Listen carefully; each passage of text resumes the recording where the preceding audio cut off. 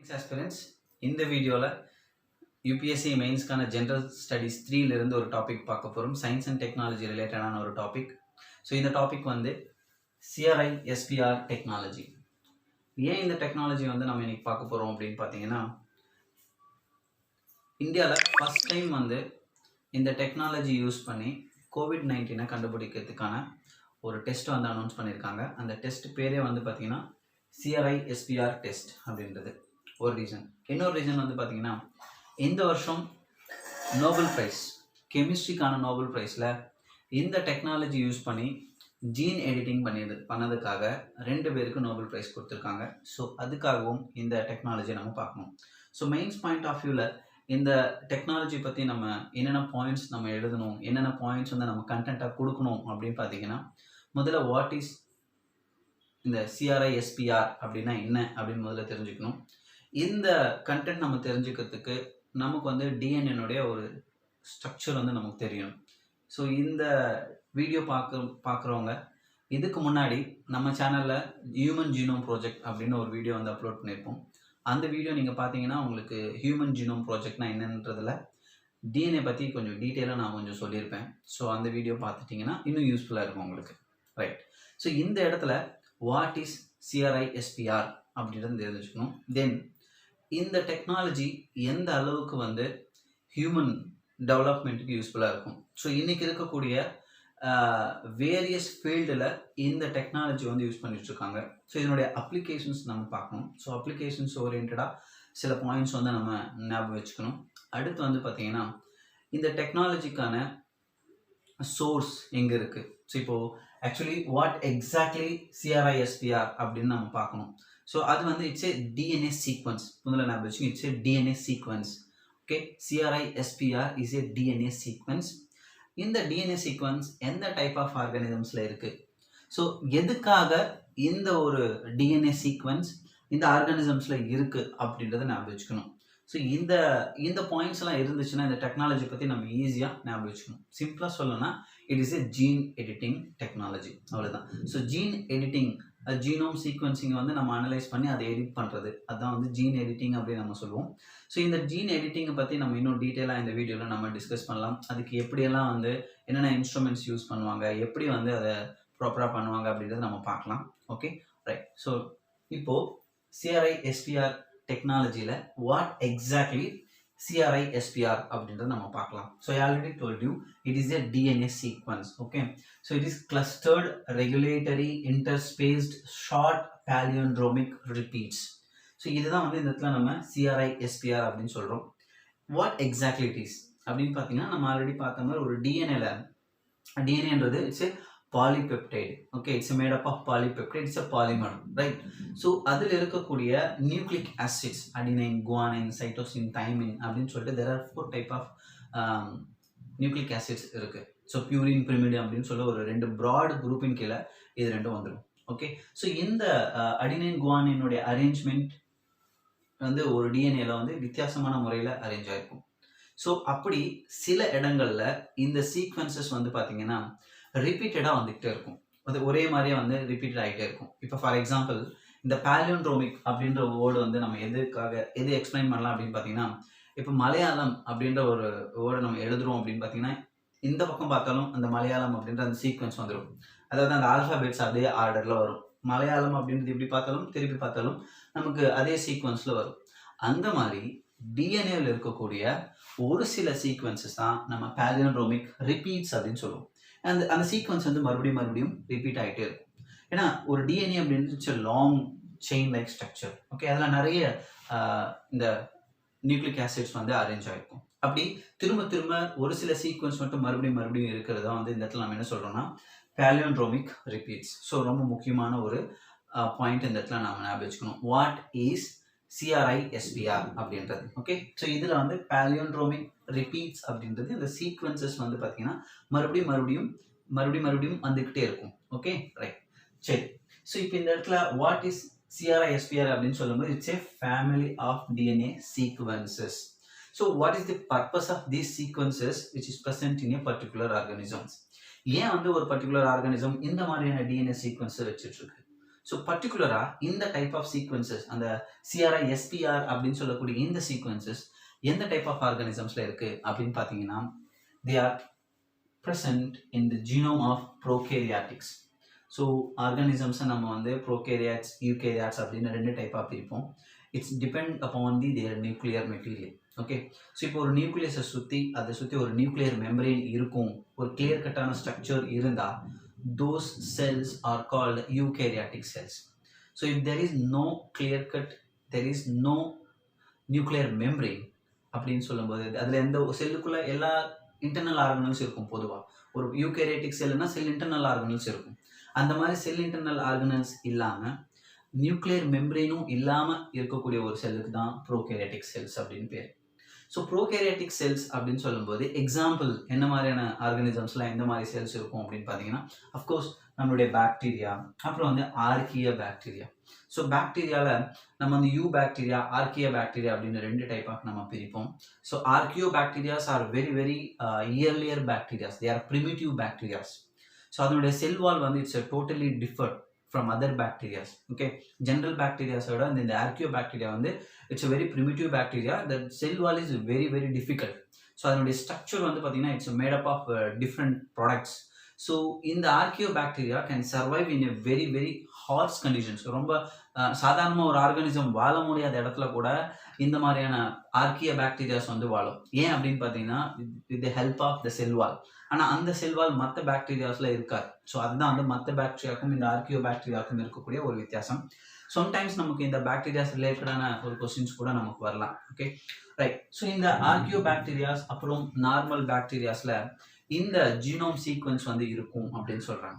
சரி, இப்போ ஒரு சீக்வன்ஸ் இருக்குது அப்படின்னா கண்டிப்பாக அது ஜீனோம் லெவலில் இருக்குது அப்படின்னா கண்டிப்பாக அதுக்கான ஒரு ரீசனும் இருக்கும். ஓகே, ஏன் வந்து இந்த சீக்வன்ஸ் வந்து அந்த பர்டிகுலர் ஆர்கானிசம்ஸ்ல இருக்கு அப்படின்னு நம்ம பார்க்கணும். ஓகே, ஃபர்ஸ்ட் ஆஃப் ஆல் இந்த ஜீனோம் சீக்வன்ஸ்ல வந்து இன்னொரு விதமான புரோட்டீன்ஸ் இருக்கு. ஓகே, ஸோ அந்த புரோட்டீன் என்ன, இந்த டெக்னாலஜியில், அதாவது சிஆர்ஐ எஸ்பிஆர் டெக்னாலஜியில் யூஸ் ஆகக்கூடிய ஒரு ரொம்ப ரொம்ப முக்கியமான ஒரு ப்ராடக்ட். அது என்ன அப்படின்னு பார்த்தீங்கன்னா Cas9 ப்ரோட்டீன் அப்படின்னு சொல்லுவாங்க. ஆக்சுவலி கேஸ் ப்ரோட்டீன்ஸ் அப்படின்னு ஒரு it's broad group of proteins. அதில் Cas9 அப்படின்னு இட்ஸ் ப்ரோட்டீன். இதுக்கு இன்னொரு பேரும் இருக்கு, சிஆர்ஐ எஸ்பிஆர் அசோசியேட்டட் அப்படின்னு இதுக்கு சொல்றாங்க. What is the purpose of this protein? இதுக்கும் இந்த சிஆர்ஐ எஸ்பிஆர் டெக்னாலஜிக்கும் என்ன ஒரு சம்மந்தம் இருக்கு அப்படின்னு பார்த்தீங்கன்னா, so these Cas9 proteins are as an enzyme. இது வந்து an enzyme. ஓகே, நல்லா ஞாபகம் வச்சுக்கோங்க. Cas9 protein is an enzyme. Okay, so நீங்கள் ஞாபகம் வச்சுக்கலாம் இது ப்ரோட்டீனா என்சைம்னா maximum enzymes are proteins. Okay, அந்த கான்செப்டை ஞாபகம் வச்சுக்கோங்க. All the enzymes are proteins. But we can't say all the proteins are enzymes. அப்படி சொல்ல முடியாது. ஏன்னா என்சைம்ஸில் ப்ரோட்டீன்ஸ் இருக்கும். Okay, so Cas9 is a enzyme protein. Okay, it is act as a molecular scissors. So இந்த word வந்து ரொம்ப ரொம்ப important, molecular scissors. Why it is called molecular scissors? So ஏன் இப்போ சிசர்ஸ் அப்படின்னு சொல்லும்போது something it is going to use to cut something. Okay, அந்த point of வியூவில் ஞாபகம் வச்சுக்கோங்க. But the word molecular, so molecular அப்படின்னு சொல்லும்போது ஒரு டிஎன்ஏ லெவல் ஞாபகம் வச்சுக்கோங்க. அப்போது டிஎன்ஏல இருக்கக்கூடிய ஒரு சின்ன சீக்வன்ஸை கட் பண்ணக்கூடிய ஒரு பர்பஸ்க்காக தான் இந்த என்சைம்ஸை நம்ம யூட்டிலைஸ் பண்ண போகிறோம். ஸோ ஆக்சுவலாக அதுதான். அப்போது இது வந்து நேச்சுரலாகவே இந்த மாதிரியான ப்ரோகேரியாட்டிக் ஆர்கானிசமான பாக்டீரியா, ஆர்கியா பாக்டீரியாவில் இருக்கு. வாய்? ஸோ நமக்கு தெரியும் some bacteria are killed by viruses. For example, T4 bacteriophage, there is a virus and easily killed any bacteria. Okay, so இந்த மாதிரியான வைரஸஸ் வந்து இந்த பாக்டீரியாவை வந்து கில் பண்ணும்போது இந்த பாக்டீரியாஸ்குள்ளே இருக்கக்கூடிய ஒரு எவல்யூஷன், இந்த எவல்யூஷன் ப்ராசஸில் இந்த மாதிரியான என்சைம்ஸ் வந்து அந்த பாக்டீரியா டெவலப் பண்ணும். அப்போது it's a natural defence mechanism அப்படின்னு சொல்லலாம். ஓகே, இந்த ப்ரோகேரியாட்டிக் ஆர்கானிசமான பாக்டீரியாவுக்கும் ஆர்கியாவிலையும் இருக்கக்கூடிய ஒரு நேச்சுரல் டிஃபென்ஸ் மெக்கானிசம் தான் இந்த Cas9 protein or Cas9 enzymes. These enzymes act as a molecular scissors. உங்களுக்கு இன்னும் டீட்டெயிலாக சொல்லணும்னா, இப்போ ஒரு வைரஸ் வந்து உள்ள வருது அப்படின்னா, ஸோ வைரஸ் வருதுன்னா அதனுடைய ஜெனட்டிக் மெட்டீரியல் உள்ள வரும். Okay, it's RNA, right? RNA இருக்கலாம், இல்லை டிஎன்ஏவாக இருக்கலாம். அப்படி வரக்கூடிய அந்த டிஎன்ஏனுடைய அந்த வைரஸ்னுடைய மெட்டீரியல் உள்ள வரும்போது அந்த ஜீனோமை வந்து டிஸ்ட்ராய் பண்ணுறதுக்கான ஒரு மெக்கானிசமாக தான் இந்த Cas9 யூஸ் ஆகும். அப்போது உள்ளே வரக்கூடிய அந்த ஃபாரின் பாடியாக இருக்கலாம், இல்லை ஏதாவது ஒரு வைரஸ் உள்ளே வரும்போது அந்த வைரஸ்னுடைய சீக்வன்சஸை, அந்த டிஎன்ஏடைய சீக்வன்ஸை இந்த Cas9 proteins act as a enzyme. So அது நான் சொல்லியிருக்கேன், மாலிகுலர் சிஸ்டஸாக இருக்கும்போது அதை கட் பண்ண ஆரம்பிச்சிடும். அப்படி கட் பண்ணும்போது அந்த ஃபாரின் பாடியோ இல்லை வைரஸோ ஆட்டோமேட்டிக்காக என்ன ஆகிடும்னா டிஸ்ட்ராய் ஆகிடும். இதுதான் இந்த பாக்டீரியாஸ்குள்ள இந்த Cas9 ப்ரோட்டீன் இருக்கிறதுக்கான பர்பஸ். நல்லா புரிஞ்சுக்கணும். ஓகே, CRISPR அப்படின்றது வந்து பார்த்தீங்கன்னா உங்களுக்கு வந்து இட்ஸ் ஏ சீக்வென்ஸ். ஓகே, அது ஒன்று. ரெண்டாவது நம்ம இன்னொரு ப்ராப்பர்ட்டி பார்த்துருக்கோம். இதில் வந்து Cas9 அப்படின்னு சொல்லக்கூடிய ஒரு ப்ரோட்டீன். நல்லா புரிஞ்சுக்கணும். CRISPR அப்படின்றது it's DNA sequence. Okay, adenine guanine அப்படின்னு சொல்லக்கூடிய அந்த நியூக்ளிக் ஆசிட்ஸ் இருக்கக்கூடிய ஒரு சீக்வன்ஸ். Cas9 அப்படின்றது it's a protein. Okay, it's act as a enzyme. Okay, இந்த என்சைம் வந்து it's also known as molecular scissors. ஏன் இதை மாலிகுலர் சிஸ்டர்ஸ்னு சொல்கிறோம்? Because it can cut DNA sequences. So எந்த இடத்துல அது இப்போ ஃபார் எக்ஸாம்பிள் இப்போ நான் அந்த ஃபாரின் பாடி உள்ளே வரும்போது அந்த பாக்டீரியாஸில் இருக்கக்கூடிய அந்த Cas9 ப்ரோட்டீன் அந்த ஃபாரின் பாடியினுடைய டிஎன்ஏ சீக்வன்ஸை கட் பண்ணிடும். ஸோ எந்த ஒரு இடத்துலையும் வந்து ஒரு ஜெனட்டிக் மெட்டீரியல் வந்து டிஸ்ட்ராய் ஆகிடுதுன்னா அந்த ஆர்கானிசமால் ஃபர்தராக வந்து அக்யூமுலேட் ஆக முடியாது, இன்னும் ஃபர்தராக வந்து டெவலப் ஆக முடியாது. Okay, right. So it is a natural defence mechanism. It is used as a natural defence mechanism. So இப்போ உங்களுக்கு இந்த டெக்னாலஜி பற்றி புரிஞ்சுக்கணும் அப்படின்னு பார்த்தீங்கன்னா ரெண்டு விஷயம் உங்களுக்கு நல்லா புரியணும். What is CRISPR and what is Cas9. So இது ரெண்டும் நீங்கள் புரிஞ்சிச்சுன்னா இதுக்கப்புறம் நம்ம இது வந்து எப்படின்றத நம்ம இன்னும் டீட்டெயிலாக டிஸ்கஸ் பண்ணலாம். ஓகே, CRISPR அப்படின்றது டிஎன்ஏனுடைய ஒரு segment of sequence. Okay, right. Cas9 அப்படின்றது இங்கே இருக்கக்கூடிய ஒரு சில ப்ரோட்டீன்ஸ். ஓகே, அந்த ப்ரோகேரியாட்டிக் ஆர்கானிசமான ஆர்கியா பாக்டீரியாலையோ இல்லை நார்மல் பாக்டீரியாலையோ இருக்கக்கூடிய ஒரு கேஸ் ப்ரோட்டீன். அது எப்படி ஃபார்ம் ஆகும்னு நான் சொல்லிட்டேன். It act as a molecular scissors. இந்த மாலிகுலர் சிஸ்டர்ஸ் வந்து பொதுவாக நம்ம வந்து ஒரு ஆர்கானிசமில் ரெண்டு டைப் ஆஃப் நியூக்ளியஸஸ் இருக்கும். அதாவது அந்த என்சைம்ஸ்க்கு பேர் நியூக்ளியஸஸ் அப்படின்னு சொல்லுவாங்க. ஒன்று வந்து டிஎன்ஏ லிகேஸ். ஸோ இது வந்து அடிஷ்னலாக நான் சொல்கிறேன், ஞாபகம் வச்சுக்கோங்க. DNA ligase. So DNA ligase அப்படின்றது இட்ஸ் ஆல்சோ என்சைம். ஓகே, இது வந்து it's can link A segmented DNA, ரெண்டு துண்டான சின்ன டிஎன்ஏ சீக்வன்ஸை ஒன்றா லிங்க் பண்ணுறதுக்கான நான் ரொம்ப நார்மலான இதில் நான் சொல்லிட்டு இருக்கேன். ஸோ இது வந்து பார்த்தீங்கன்னா it is used as a linker. Okay, ரெண்டு கட்டான ஒரு டிஎன்ஏ செக்மெண்ட்ஸை ஒட்ட வைக்கிறதுக்கான ஒரு இன்ஸ்ட்ருமெண்ட் தான் டிஎன்ஏ லிகேஸ் யூஸ் பண்ணுவாங்க. அதே மாதிரி இந்த மாலிகுலர் சிஸ்டர்ஸ் அப்படின்னு சொல்லக்கூடியது எண்டோபிளாஸ்மிக். இது வந்து பார்த்தீங்கன்னா ரெஸ்ட்ரிக்ஷன் எண்டோ நியூக்ளியஸ்னு சொல்லுவாங்க. இந்த பேரே வந்து ரெஸ்ட்ரிக்ஷன் எண்டோ நியூக்ளியஸஸ். ஓகே, ஸோ இந்த இடத்துல இந்த நேம்லேயே பாருங்க, ரெஸ்ட்ரிக்ஷன் அப்படின்னு என்ன அர்த்தம்னா ஒரு ஃபாரின் பாடி ஒரு பாக்டீரியாக்குள்ளே வரும்போது அந்த ஃபாரின் பாடி ஃபர்தராக டெவலப் ஆகாமல் இருக்கிறதுக்காக யூஸ் பண்ணக்கூடிய ஒரு இன்ஸ்ட்ருமெண்ட் தான் இது. ஸோ அதனுடைய க்ரோத்தை ரெஸ்ட்ரிக்ட் பண்ணுறதால இதுக்கு வந்து ரெஸ்ட்ரிக்ஷன் எண்டோ நியூக்ளியஸஸ்ன்றது அந்த என்சைம்ஸ்க்கான ஒரு கேட்டகரியில் வரும். Okay, right. So restriction endonuclease is also known as molecular scissors. அப்போது இந்த என்சைம்ஸ் நான் சொன்ன பார்த்தீங்களா, இதுவும் என்சைம் தான். Restriction endonuclease are the enzymes. Okay, so enzymes Cas9 also it's a type of molecular scissors. So molecular scissors அப்படின்னு சொல்லும்போது they can cut particularly a DNA sequence. ஒரு பர்டிகுலர் டிஎன்ஏ சீக்வன்ஸை கட் பண்ணுறதுக்கு use ஆகும். Okay, right. So இப்போ இந்த இடத்துல இந்த natural defence mechanism எப்படி பர்ஃபார்ம் ஆகுதுன்னு நான் சொல்கிறேன். ஓகே, ஸோ முதல்ல இதை கண்டுபிடிச்சது அப்படின்றது வந்து இந்த டெக்னாலஜிக்கான இந்த மெத்தடை முதல்ல கண்டுபிடிச்சது அப்படின்றது 2012 தான். பட் இந்த இடத்துல இந்த எப்படி அந்த மெக்கானிசம் ஒர்க் ஆகும் அப்படின்னு பார்த்தீங்கன்னா இந்த CRISPR derived RNA. ஓகே, இந்த derived RNA வந்து என்ன ஆகும்னா Cas9ம் சேர்ந்து வைரஸ் அண்ட் ஃபாரின் பாடிஸ் வந்து டிஸ்ட்ராய் பண்ணும். எப்படின்றது நான் இந்த இடத்துல சொல்லிட்டேன். ஓகே, ஒரு சீக்வன்ஸை ஐடென்டிஃபை பண்ணும். CRISPR அப்படின்றது அந்த ஃபாரின் பாடியினுடைய அந்த சீக்வன்ஸை ஐடென்டிஃபை பண்ண இடத்த இந்த Cas9 ப்ரோட்டீன் வந்து கட் பண்ணிடும். ஸோ ஈஸியாக வந்து அந்த ஆர்கானிசம் வந்து சர்வைவ் ஆகாத அளவுக்கு இந்த மெக்கானிசம் வந்து டிஃபென்ஸ் மெக்கானிசம் இருக்குது. Okay, right. ஸோ அப்போ நம்ம இந்த இடத்துல என்ன ஞாபகம் வச்சுக்கணும் அப்படின்னு பார்த்தீங்கன்னா இது வந்து நேச்சுரல் மெக்கானிசம்.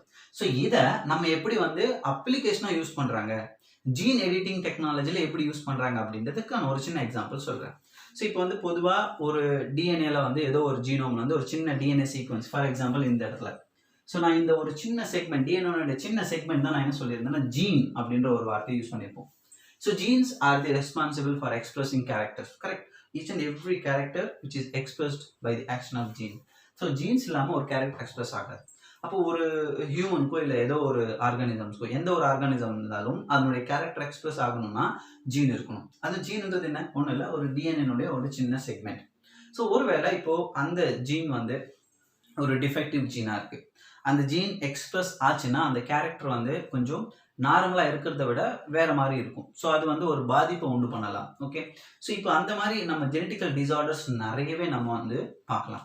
சிக்கிள் செல் அனிமியாலிருந்து ஹீமோஃபிலியா அப்படின்னு சொல்லிட்டு நிறைய டிசார்டர்ஸ் வந்து நம்ம ஜெனட்டிக் டிசார்டர்ஸ் இருக்குது. இதுக்கு எல்லாமே என்ன காரணம் அப்படின்னு பார்த்தீங்கன்னா ஒரு சின்ன ஜீனோம் சீக்வன்ஸ் வந்து மாறுறதால, அது சேஞ்ச் ஆகுறதால. சரி, இப்போ இதுக்கும் இந்த டெக்னாலஜிக்கும் என்ன ஒரு லிங்க் இருக்குது அப்படின்னு பார்த்தீங்கன்னா, இப்போ ஒரு நார்மலாக ஒரு ஹியூமன் பீயிங் வந்து ஒரு சின்ன டிஎன்ஏ சீக்வன்ஸ் வந்து ஒரு பர்டிகுலர் கேரக்டர் எக்ஸ்பிரஸ் பண்ணுது. சப்போஸ் அந்த கேரக்டர் வந்து தப்பாக எக்ஸ்பிரஸ் ஆகும்போது it will create A difficult characters. So அதனால ஒரு பாதிப்பு உண்டாகும். ஸோ அந்த இடத்த நம்ம வந்து அந்த டிஃபெக்ட்ஸ் வந்து நம்ம ரிமூவ் பண்ணணும்னா அந்த பர்டிகுலர் டிஎன்ஏ சீக்வன்ஸை நம்ம ரிமூவ் பண்ணணும். ஸோ அந்த பர்டிகுலர் டிஎன்ஏ சீக்வன்ஸ் வந்து ரிமூவ் பண்ணுறதுக்கான ஒரு டெக்னிக்காக தான் இந்த இடத்துல இந்த சிஆர்ஐஎஸ்பிஆர் டெக்னாலஜி யூஸ் பண்ணுவாங்க. எப்படி நீங்கள் யோசிச்சு பாருங்க, இந்த ஒரு Cas9 ப்ரோட்டீன் இந்த என்சைம்ஸ் யூஸ் பண்ணும்போது இந்த டிஃபெக்ட் ஆன ஜீனை ஈஸியாக ரிமூவ் பண்ணிடலாம். ஓகே, ஸோ ரிமூவ் பண்ணதுக்கப்புறம் நம்ம அந்த கேரக்டர் எக்ஸ்பிரஸ் ஆகாமலையும் தடுக்கலாம். Okay, right. ஸோ இதுதான் வந்து ஜீன் எடிட்டிங் அப்படின்னு சொல்லுவாங்க. ஜீன் எடிட்டிங் அப்படின்றது genome editing or gene editing அப்படின்றது என்னன்னா டிஃபெக்டான ஒரு ஜீனை அதிலிருந்து நம்ம ரிமூவ் பண்ணுறதுக்கான ஒரு மெத்தட் தான். ஸோ எப்படி இதை கட் பண்ண முடியும், நான் ஆல்ரெடி சொல்லிட்டேன், it's act as a molecular scissors. So they can cut a DNA sequences. எந்த இடத்துல நமக்கு தேவையில்லையோ அந்த பர்டிகுலர் டிஎன்ஏ சீக்வன்ஸை வந்து ரிமூவ் பண்ணுறதுக்கான ஒரு மெக்கானிசமாக இந்த இடத்துல இந்த மாலிகுலர் சிசர்ஸ் வந்து யூஸ் பண்ணுவாங்க. Okay, so it is all about CRISPR technology. So technology அப்படின்னு சொல்லும்போது இது எல்லாமே வந்து நம்ம ப்ராப்பராக யூட்டிலைஸ் பண்ணும்போது இதனுடைய அப்ளிகேஷன்ஸ் வந்து நமக்கு கிடைக்கும். So now we will discuss about what are all the applications. Okay, so it is a act as a tool for gene editing. இப்போ தான் நான் சொன்னேன் எப்படி வந்து ஜீன் எடிட்டிங் நடக்கும் அப்படின்றது. ஓகே, அடுத்து வந்து பார்த்தீங்கன்னா it is alter DNA sequences and modify gene functions. So நான் சொன்ன மாதிரி every gene they have function, right? So ஒரு ஜீனை வந்து நம்ம சீக்வன்ஸ் நம்ம மாற்றும் போது ஆட்டோமேட்டிக்காக அதனுடைய ஃபங்க்ஷன்ஸ் என்ன ஆகும், மாற்றலாம். தேர்ட் வந்து பார்த்தீங்கன்னா it can correct the genetic defects. So wherever there is a genetic defects, we can easily remove that one with the help of this CRISPR technology. And next one is in agricultural also we can useful. Okay, we can use this technology because we can improve the crops. Okay, நமக்கு வந்து ஒரு particular genetic வந்து gene வந்து பார்த்தீங்கன்னா ஒரு particular ப்ராப்பர்ட்டிக்கான ரீசனாக இருக்குது அப்படின்னு சொல்லும்போது அது வந்து அந்த பிளான்ட்னுடைய க்ரோத்துக்கு வந்து ஏதோ ஒரு இடத்துல தடையாக இருக்குன்னா if you remove that gene sequence by using this technology then we can easily cultivate the crop and we can improve that crops. Okay, and next one is we can test and prevent the spread of diseases. So இப்போ நம்ம வந்து பார்த்துருக்கோம் இந்த CRISPR test வந்து COVID-19க்கு வந்து use பண்ணியிருக்காங்க அப்படின்னு first time வந்து இப்போது அனௌன்ஸ் பண்ணியிருக்காங்க அப்படின்னு.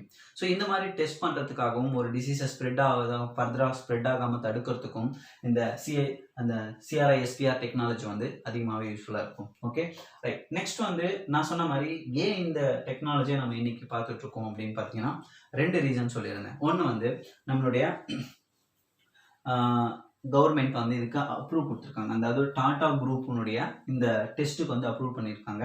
ஸோ டைரக்டர் இந்த இதில் அதாவது டிசிஜிஐ வந்து பார்த்தீங்கன்னா இந்த டெஸ்ட்டுக்கு வந்து அப்ரூவ் கொடுத்துருக்காங்க. ஓகே, ஸோ இந்த இடத்துல இந்த அப்ரூவால் என்ன இருக்குது அப்படின்னு பார்த்தீங்கன்னா டாடா குரூப் வந்து COVID-19 டெஸ்ட் அப்படின்றதுக்கான ஒரு டெக்னாலஜி வந்து கொடுத்துருக்காங்க. Okay, right. இதுக்கு நேம் என்ன அப்படின்னு கொடுத்துருக்காங்கன்னா ஃபெலுடா அப்படின்னு கொடுத்துருக்காங்க. இந்த நேம் கூட ரொம்ப இம்பார்ட்டன்ட். சம்டைம்ஸ் நமக்கு ஃபெலுடா அப்படின்றது ரீசெண்டாக நியூஸில் என்னவா இருக்குது அப்படின்னு நம்ம கொஸ்டின் கேட்கலாம். ஸோ ஃபெலுடா அப்படின்றது ஒன்றும் இல்லை, டாடா குரூப்னுடைய அந்த COVID-19க்கான சிஆர்ஐஎஸ்பிஆர் டெஸ்ட்டுக்கான ஒரு நேம். Okay, right. ஸோ அடுத்து வந்து பார்த்தீங்கன்னா இன்னொரு ரீசன் சொல்லியிருந்தேன். இந்த வருஷம் 2020 கெமிஸ்ட்ரிக்கான நோபல் ப்ரைஸ் வந்து அனௌன்ஸ் பண்ணியிருக்காங்க. அந்த நோபல் ப்ரைஸ் எதுக்காக அனௌன்ஸ் பண்ணியிருக்காங்கன்னா இந்த சிஆர்ஐஎஸ்பிஆர் டெக்னாலஜி யூஸ் பண்ணி ஜீன் எடிட்டிங்கை 2 பேர் பண்ணியிருப்பாங்க. ஸோ அவங்களுடைய நேம் நான் இந்த இடத்துல மென்ஷன் பண்ணியிருக்கேன். இமானுவேல் ஸ்கார்பென்டர், அப்புறம் வந்து பார்த்தீங்கன்னா ஜெனிஃபர் ஏ டோன்னா. ஸோ இவங்க 2 பேரும் தான் வந்து இந்த ப்ரைஸை வந்து வாங்க போகிறாங்க. எதுக்காக அப்படின்னு பார்த்தீங்கன்னா gene editing by using CRISPR technology. Okay, so இந்த இடத்துல இந்த வீடியோவில் நம்ம வந்து CRISPR டெக்னாலஜினா என்ன, அது எதுக்காக இந்த நியூஸில் வந்து இருக்குது, ஸோ அதனுடைய ஃபங்க்ஷன் எப்படி இருக்கும், அதனுடைய அப்ளிகேஷன்ன்றதை நம்ம பார்த்துருக்கோம். ஸோ ஃபர்தராக வந்து நம்ம இதுக்கு அடுத்து வரக்கூடிய வீடியோஸில் இன்னும் இந்த மாதிரி நிறைய டெக்னாலஜி ரிலேட்டடான வீடியோஸ் நம்ம பார்க்கலாம். தேங்க்ஸ் ஃபார் வாட்சிங்.